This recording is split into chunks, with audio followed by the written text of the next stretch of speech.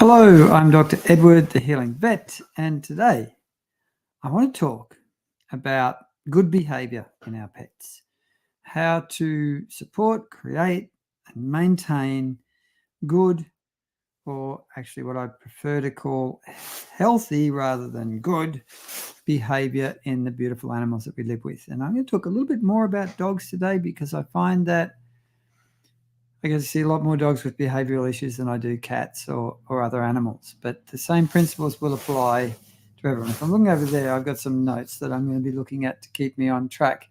So what's good behaviour in our pets? I think the first thing we need to think of is, well, is it just us, the humans, thinking about what's good for us? Or are we thinking about what's really good for our pets? What are their natural behaviours? What are their instinctive behaviors? How can we give them room to have their natural and instinctive behaviors and still have healthy behaviors that are a joy to live with?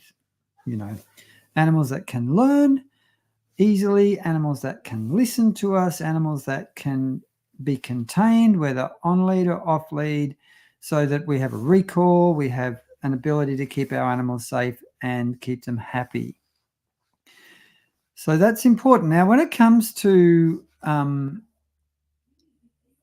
good behavior, supporting healthy, acceptable behavior in our animals, we've got to have some give and take. We've got to let the animals have an ability to say no to some things, maybe not to other things, because there's some things that we've got to have a hard no to for safety and other things like that. But most of the problem behaviors I see in pets come from anxiety, which is really a poor or non-existent ability for that animal to relax and self-regulate. Poor boundaries and poor communication between the humans and their animals.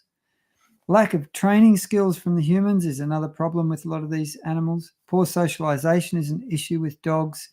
Poor genetic temperament. If you get a dog from a litter that's had parents with temperament problems, nearly always the puppies will too. Trauma can be an issue. Inappropriate breed or personality of animal for the context and family that the animal's in can be an issue.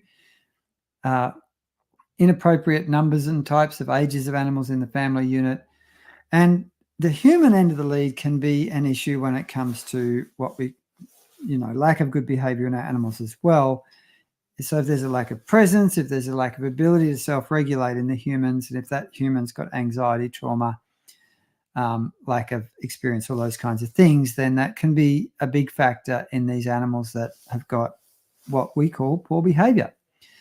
And you then get these animals that are out of control, reactive, can't learn well, jumping on people, might be aggression, could be destructive behaviors, out of control, barking, noising, destroying things, all these kinds of things can be issues. Now, there's two ways that I support people in creating and maintaining healthy behavior that's a joy to live with in their animals. And I do it with time, takes time and effort, care, kindness. But if there's one thing that I would ask you to take home from what I'm saying today, is that you have got to be more determined than your pets in a kind way. If you're not more determined than your pets, you'll never get on top of behavior issues, in my experience. And you need to have some understanding of how your pets tick, how they think, how they, what they need from you in terms of communication and understanding. Now, there's two things I teach everyone who comes to me with animal with behavior problems, whether it's anxiety or poor behavior, whatever. The first one thing that I teach people with to help their animals learn how to behave better is the whole energy body balance, relaxing therapeutic touch skills. Now, there's some specialized kinds of touch that I've discovered cause a really profound body level relaxation response in the animals when you practice this touch with them.